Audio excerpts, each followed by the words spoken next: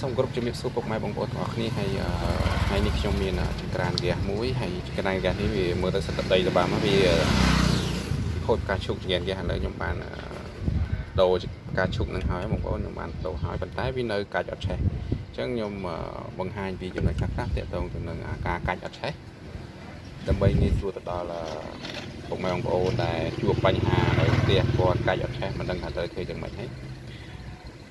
ឥឡូវខ្ញុំនឹងបង្ហាញវាថាវាមូលហេតុអ្វីបានពីកាច់មិនឆេះខ្ញុំដាក់កំប៉ុងហ្គាសណាបងប្អូនដាក់កំប៉ុងហ្គាស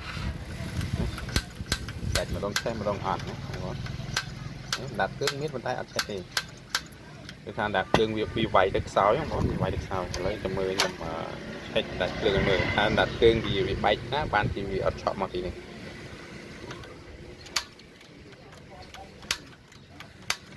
ឃើញទេបងប្អូននេះផាច់ដាក់គ្រឿងហើយនេះដាក់គ្រឿងអញ្ចឹងដាក់គ្រឿងវាផ្្លាត់មកទៅកន្លែងនេះដោយសារជួរនឹងវាបែកឥឡូវចាំមើលខ្ញុំធ្វើឲ្យមើលយើងចង់វាសប៉ែតមកញែកវាចេញមកបងប្អូន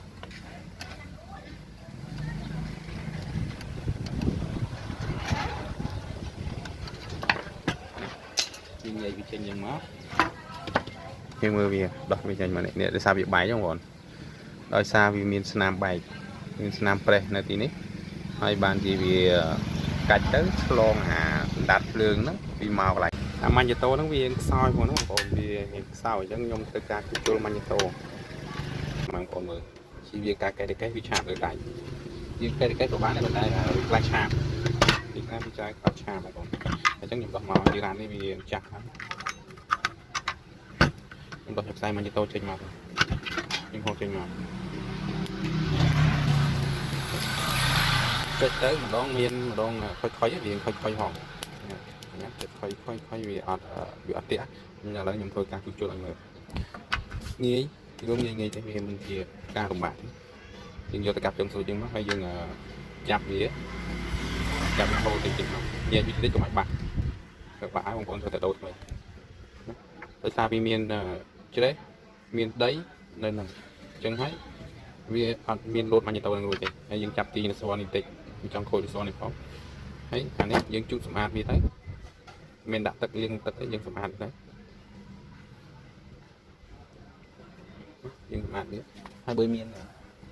ប្រេងអីយើងដាក់បន្តិចណាមានប្រេងអីយើងដាក់តិចទៅដាក់វាឡើងប្រេងឆាក៏បានដែរប្រេងឆាក៏បានប្រេងម្សុទ្ធក៏បានប្រេងហ្វ្រាំងក៏បានហើយខ្ញុំដាក់ប្រេងហ្វ្រាំងដើម្បីវាឡើងហើយខ្ញុំទាញស្វនបន្តិចដើម្បីវាធាក់ខ្លាំងវាដាក់ទៅវិញនេះចុចលន់ប៉ជាប់រហូតឲ្យដាក់គ្រឿងខ្លាំងវិញហើយខ្ញុំដាក់សនេះទៅវិញមកចូលវាហើយខ្ញុំធ្វើការតេស្តមើលវាឲ្យបងប្អូនបានដឹងព្រោះវាងាយទេមិនបាច់ចូលជាងនេះប៉ុណ្ណឹងអីយើងអាចធ្វើខ្លួនឯងបានបងប្អូនឲ្យមើលដាក់គ្រឿងទេដាក់គ្រឿងនេះហើយមើលដាក់គ្រឿងពេញទេអ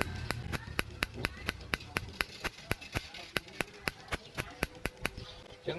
រួចហើយប៉ុន្តែនេះខ្ញុំធ្វើការរុំស្កុតវាទៅវិញរុំស្កុតដើម្បីឲ្យការពារវាបែកដាក់គ្រឿងចេញមកក្រៅ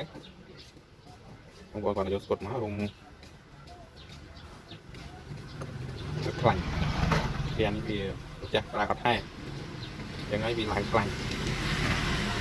ហើយជាងគួរអត់បានសម្អាតឲ្យដែរដោយសារជាងមានការងារច្រើនទៀតនៅធ្វើចឹងអត់មានពេលសម្អាតឲ្យយើងរុំស្កុតវាចឹងទៅកុំភ័យថាឆេះវាមិនឆេះទេហ្នឹងគាត់តែក្តៅទៅវាលុយនៅហ្នឹង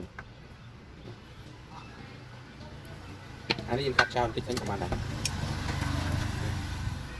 យើងកាត់ចោលទៅដើម្បីឲ្យមានខ្សែភ្លើងយើងដាក់មកហើយយើងដាក់ទៅវិញការដាក់វាចូលទៅវិញ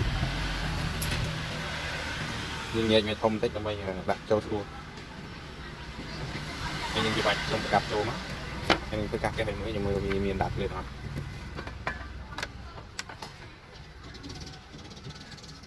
ឃើញអត់បងប្អូន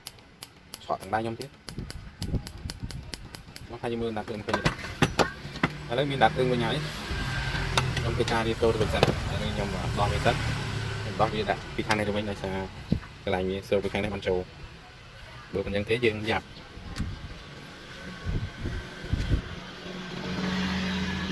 nhưng sơ với nó nhưng mà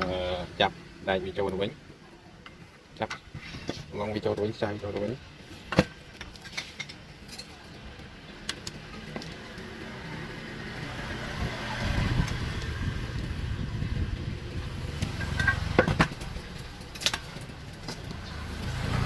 xong cắt đấy một con nhông thứ ca đi cho mà cho đối nhau nhông cho bạn này cho mình tí lớn đấy nhông ba là đi cho rồi hỏi hay là nhông lần tay hỏi mưa thà đi cắt xe mà còn nhé mua xe cứ cắt mua xe thì mua xe không còn chỉ cái này mà đây thà rồi trái không còn nè nhông ba là chuột lại nhiều rồi trái cứ nhiều vô mà thế chẳng nhông ba vừa nhiều rồi cho nên còn một điều này chân sông chụp việc đi bông mang bộ ngọt nè